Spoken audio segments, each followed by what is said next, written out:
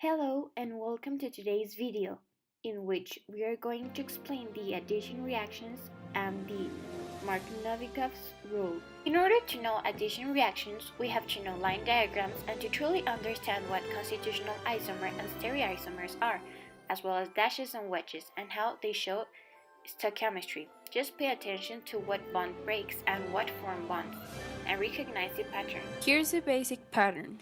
Break a carbon-carbon multiple bond, also called a pi bond, and form two new single bonds, or sigma bonds, to carbon.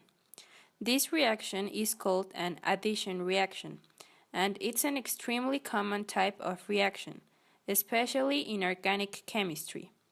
Note that the reaction occurs only at the carbons that are a part of a multiple bond. Nothing else on the molecule is affected.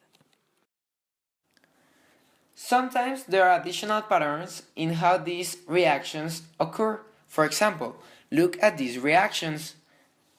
In each case, we have the possibility of forming two addition products, but only one is formed to any appreciable extent. And if you look closely, you'll see that we're adding this new atom to the end of the multiple bond attached to the most carbons. A more complex way of saying this is that the reaction tends to produce one constitutional isomer preferentially. They are also addition reactions. Here, pay attention to the wedges and dashes. In each case, the reaction proceeds with a definite pattern. In the first reaction, the H and OH both add to the same side of the ring. In the second reaction, the two bromides atoms each add to the opposite sides of the triple bond. And in the final example, the two oxygen atoms both add to the same side of the double bond.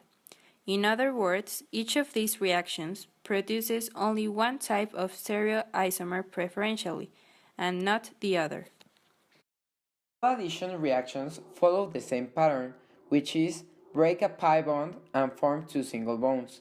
However, they do not always proceed through the same mechanism.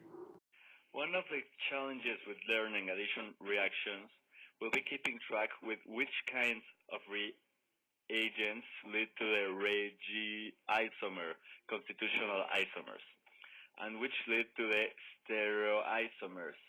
Some even lead to both. There will be two big factors to keep in mind to learn each addition reaction: reachiometry and stereochemistry. Reachiometry refers to how certain reactions end up forming one constitutional isomer over the other. Every addition reaction involves breaking C and C, P, and forming a CX and a CY bond. If X and Y are different atoms, then we have the potential to form two different constitutional isomers.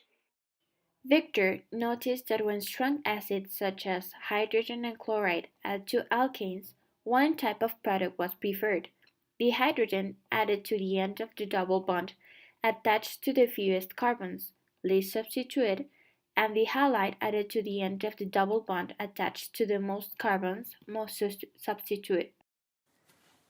He didn't know why at the time. He just made the observation that it happened.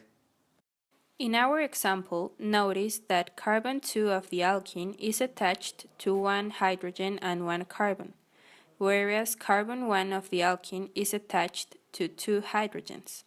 So, carbon 2 is the most substituted carbon.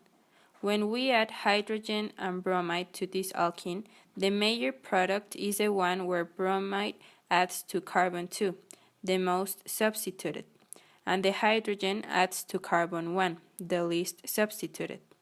This is Markovnikov's rule. Certain reactions follow Markovnikov's rule. In other, Markovnikov's rule doesn't operate because the two atoms we're adding to the alkane are exactly the same.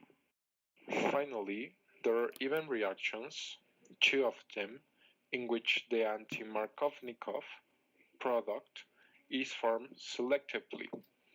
Just make sure you can recognize which end of an alkane it's the most important and least Substitute.